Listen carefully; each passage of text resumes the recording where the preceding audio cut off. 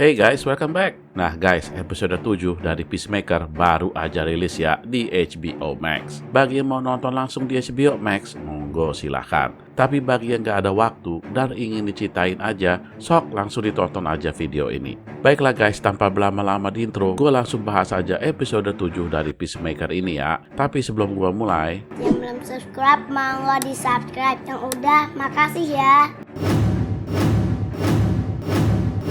di awal episode kita dibawa ke peristiwa lalu, di mana Peacemaker masih kecil. Dia terlihat akrab dengan saudaranya. Setelah itu mereka berdua bertarung, tapi bukan karena marah atau sebagainya, tapi semacam pertandingan gitu, yang dipelopori oleh ayahnya. Nah guys, dalam pertandingan itu, saudaranya Peacemaker tewas. Oleh sebab itu, Peacemaker terus merasa bersalah dan menyalahkan bokapnya. Kembali ke masa sekarang, si Peacemaker kaget dan kesal karena dia sekarang udah jadi buronan nomor wahid.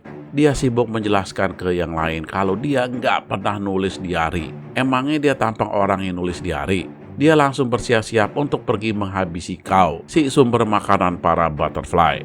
Karena tanpa Cow, para butterfly nggak akan bisa hidup di bumi ini. Vigilante dan Economus ikut bersama Doi. Di tempat lain, Adebayo didatengin oleh Harcourt. Si Harcourt marah-marah sama Adebayo. Kok teganya dia memfitnah Peacemaker dengan naruh tuh diari di rumahnya. Adebayo pun membela diri dengan bilang kalau dia nggak ada pilihan lain. Dia ini sebenarnya nggak mau kerja di sini, tapi dia nggak ada kerjaan dan ibunya memaksanya untuk ikut sama dia. Harcourt kaget guys pas tahu kalau si Adebayo ini adalah anak dari Amanda Waller. Mern pun masuk ke dalam ruangan. Harcourt menjelaskan kalau si Adebayo ini adalah anak Waller. Mert bilang udah tahu, dia udah tahu semuanya. Sekarang yang menjadi perhatian dia adalah pergi dari situ. Karena temannya yang di kepolisian pasti udah jadi butterfly dan mereka pasti datang ke tempat itu. Di adegan lain kita melihat dua orang lagi mau masuk minimart. Mereka bertemu sama Judo Master. Judo Master ini kan penampilannya agak aneh guys. Mereka berdua pun langsung ngolok-ngolok dia. Setelah keluar dari minimart, Judo Master yang kesal karena diolok-olok tadi langsung menghajar mereka berdua. Kemudian dia mencuri mobil mereka.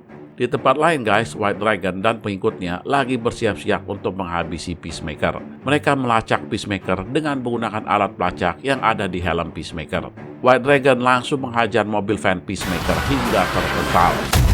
Dia langsung masuk ke dalam van. Kaget Peacemaker ngelihat bokapnya. Tanpa basa-basi itu bokap langsung mau menghabisi Peacemaker. Tapi dia ditolong oleh Vigilante.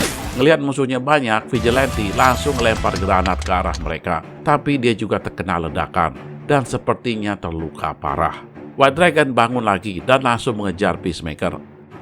Peacemaker pun akhirnya sadar kalau helmnya ada pelacak. Dia membuka tuh helm dan mengikatnya ke seekor rakun. Jadi rombongan pemburu mengejar tuh binatang. Amanlah si Peacemaker. Sementara itu si Vigilante masih sempat-sempatnya mencuri mobil pengikut White Dragon dan kabur. Tapi dia sudah luka, jadi pingsan dia di jalan. Mern lagi siap-siap kabur melihat rombongan polisi udah datang ke penginapan mereka. Harcourt ngeliat itu dan bersembunyi. Adebayo pun ikut bersembunyi. Para polisi langsung mendobrak pintu kamar Mern. Mern ngelawan seadanya, tapi nggak mampu ngelawan mereka semua. Song menanyakan ke Mern kenapa dia tahu mengenai Cow. Sebelum Mern jawab, dia udah dihabisi. Seekor butterfly keluar dari mulut Mern. Kaget juga Song, kalau si Mern ini ternyata adalah butterfly juga, tapi butterfly yang membelot. Ya udah, butterfly Mern langsung diremukin. Adebayo dan Harcourt mendengar semua kejadian itu lewat walkie-talkie yang dinyalakan Mern. Setelah aman, mereka berdua masuk ke ruangan dan sedih ngelihat jasad Mern dan butterfly yang sekarat. Selagi sedih, Judo Master malah tiba di lokasi dan menghajar mereka berdua. Harcourt ngelawan habis-habisan. Lumayan dia bisa mengimbangi Judo Master, walaupun akhirnya kalah juga. Dia diselamatin oleh Adebayo yang nyetrum Judo Master berkali-kali. Di tempat lain, rombongan pengejar akhirnya mengetahui kalau selama ini mereka mengejar binatang. Kesellah White Dragon. Sementara itu, Peacemaker menemukan mobil Vigilante. Dia menyadarkan dia dan langsung kabur.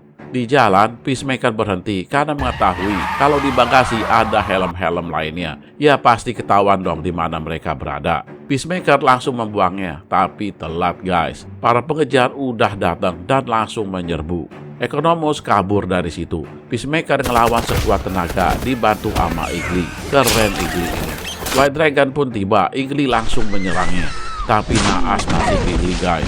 Ngelihat Igli, Peacemaker ngamuk dan langsung menghajar bokapnya. Tapi dia nggak sanggup karena kostumnya White Dragon kuat. Vigilante datang dan langsung menghajar kostum White Dragon. Dia mengkonsletkan tuh kostum. Karena udah konslet, Peacemaker jadi bisa mengalahkannya dan menghajarnya. Sedangkan Economus langsung menghabisi anggota lainnya. Peacemaker dengan berat hati menghabisi bokapnya. Walaupun sedih, tapi dia harus melakukan itu guys.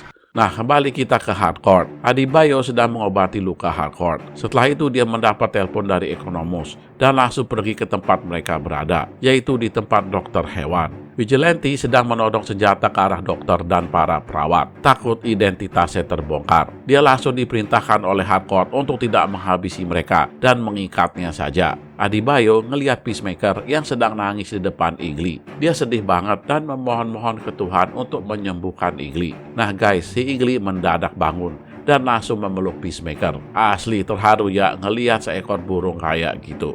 Mereka semua pun berkumpul dan sepakat kalau misi ini harus diselesaikan. Karena nggak ada Mern, maka Hardcore yang jadi pemimpin. Mereka pun menyusun strategi untuk nyerang. Setelah itu mereka pergi menggunakan mobil van milik klinik hewan. Di tempat lain, rombongan polisi telah datang ke tempat di mana kau berada.